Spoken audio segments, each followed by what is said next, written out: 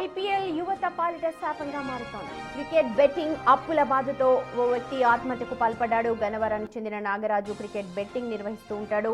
ఓడిపోయిన వారి నుంచి డబ్బులు వసూలు చేసే క్రమంలో అతను చిక్కుల్లో పడ్డాడు. ఒక వ్యక్తి బెట్టింగ్ బాకీ కింద ఇచ్చిన బంగారం దొంగ బంగారం అని తేలడంతో ఈ వ్యవహారం పోలీస్ స్టేషన్కు చేరింది. ఆ డబ్బును తిరిగి చెల్లించాలంటూ పోలీసులు ఒత్తిడి చేశారు. దీంతో తీవ్ర మనస్తాపానికి గురైన నాగరాజు 2 రోజుల క్రితం ఆత్మహత్య చేసుకున్నాడు.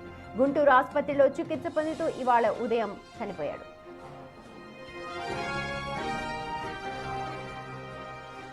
నాగరాజు మృతితో 2 ఆడపిల్లలు కూడా ఇప్పుడు అనాథలయ్యారు. గన్నవరంలో యథేచ్ఛగా సాగుతోన్న 10 నుంచి 15 బెట్టింగ్ బోర్డులపై మరి పోలీసులు ఎందుకు చర్యలు తీసుకోవడం లేదు అన్నట్టు స్థానికులు కూడా ప్రశ్నిస్తూ ఉన్నారు. పోలీసులు చూసి చూడనట్లు వ్యవహరించడం వల్లే ఇలాంటివి జరుగుతున్నాయంటూ ఆరోపిస్తూ ఉన్నారు వారంతా. మా ప్రతినిధి శివ ఉన్నారు అప్డేట్స్ అందించడానికి. శివ, బెట్టింగ్ నిజంగా ఇల్లీగల్, కానీ బెట్టింగ్ రాయుళ్లు పేటరేగిపోతున్నారు. ఇప్పుడు ఇలాంటి ఘటనలు చాలా చోటు చేసుకునే గతంలో కూడా, కానీ వాటి మీద నిఘా పెట్టాలి అని స్థానికులు కోరుతున్నారు. ఒకసారి చెప్పండి, పోలీసులు ఏం చెప్తున్నారు దీనిపైన? సుమతి, మొత్తం మీద చూసుకుంటే గన్నవరం నియోజకవర్గంలో, విజయవాడ సిటీ కానుకున్న గన్నవరం నియోజకవర్గంలో గత కొన్ని సంవత్సరాలుగా ఏకదాటిగా క్రికెట్ బెట్టింగ్ కొనసాగుతున్న పరిస్థితి కనిపిస్తాం. తాజాగా నాగరాజు అనే వ్యక్తి క్రికెట్ బెట్టింగ్ నిర్వహిస్తూ అప్పుల పాలై ఆత్మహత్య చేసుకున్న పరిస్థితి కనిపిస్తా ఉంది. ఐపీఎల్ సీజన్ లో బెట్టింగ్ నిర్వహించి బెట్టింగ్ లో ఓడిపోవడంతో వ్యక్తుల నుండి డబ్బులు వసూలు చేసే క్రమంలో అనేక వాస్తవాలు బయటకు వచ్చిన పరిస్థితి కనిపిస్తా ఉంది.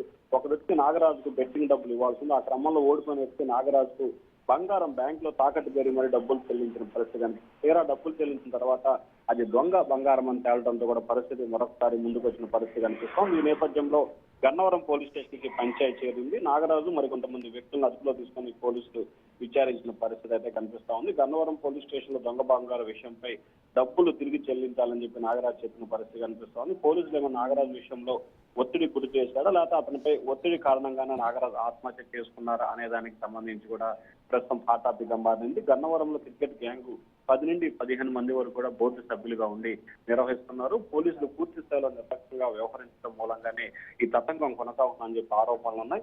అయితే ప్రతి సంవత్సరం ఐపీఎల్ సీజన్ వచ్చిందంటే మాత్రం ఎవరో ఒకరు ఆత్మహత్య చేసుకున్న సంఘటన గన్నవరం నియోజకవర్గంలో తరచూ జరుగుతున్న పరిస్థితి కనిపిస్తా ఉంది. ఇప్పటికైనా సరే పోలీసులు దీనిపై ప్రత్యేకంగా పెట్టి వీటిపై నిఘా పెట్టాల్సిన అవసరం ఉందని చెప్పి స్థానికులు అయితే డిమాండ్ చేస్తా ఉన్నారు.